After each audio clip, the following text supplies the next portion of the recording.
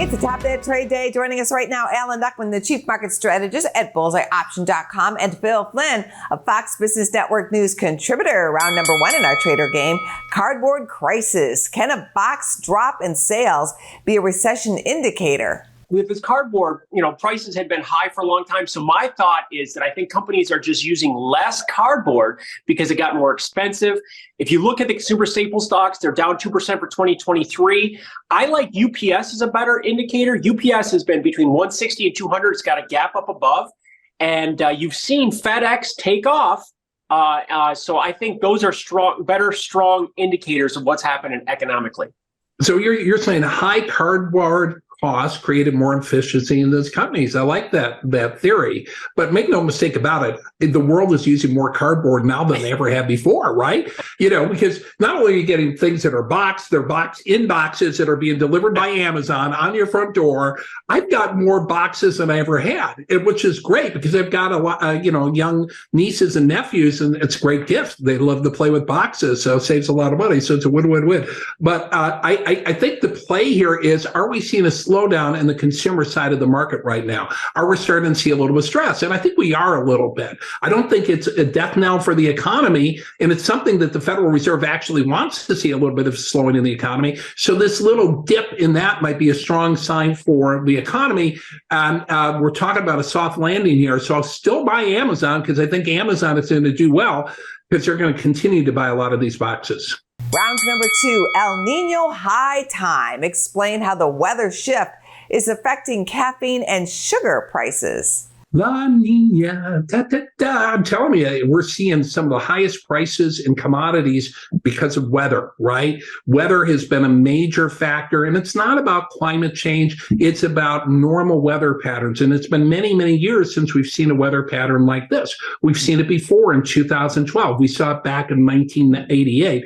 And they call it the Dust Bowl cycle, right? When you switch from La Nina to El Nino, you can get into these situations where you get shifting weather patterns because of the way the wind blows over the Atlantic.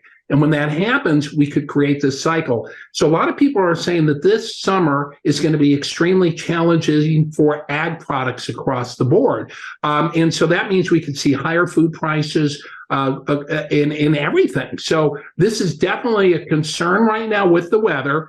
And, no matter what the Fed does, the Fed can't make rain. So even if they raise rates, it could mean that this inflation where food and energy has come down, they can't control if it doesn't rain. It could start going back up. Inflation's at 4%, so it's had the smallest growth that we've seen in 2 years. That's great. But we can make it rain with Fed by pushing the dollar down, and the dollar down helps all commodities, and it looks like that's starting to happen. You talked about here sugar with that question. Sugar high, it's been up here, it's almost doubled in value, but here at 25 cents, it's still not expensive. I mean, it was at 30 in 2010. It was at 60 back in the 70s.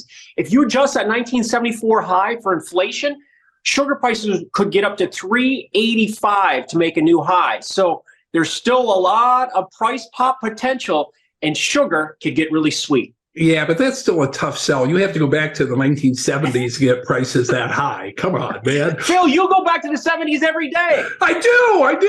Round number three, under, over. Pick a play out of the 20 stocks that were left behind in this rally, but could see some strong growth. I obviously believe, and I know Phil does, I want to talk for him, that energy is a untapped resource here from a risk-reward standpoint. But the one that sticks out that's not an energy stock was Charles Schwab. Schwab had that drop with the banking concerns. It dropped from 80 down to 50. It's got a bunch of gaps up above, and I don't think they have systemic problems. So I think that offers good value because they're expecting annual growth over the next couple of years of about 13%, and this stock is down 35%. But the bottom line is Charles Schwab came out and said, no, we don't have to sell these early. We have a different business model than some of the banks that had problems with this. So, their investors are not going to be pulling their money out.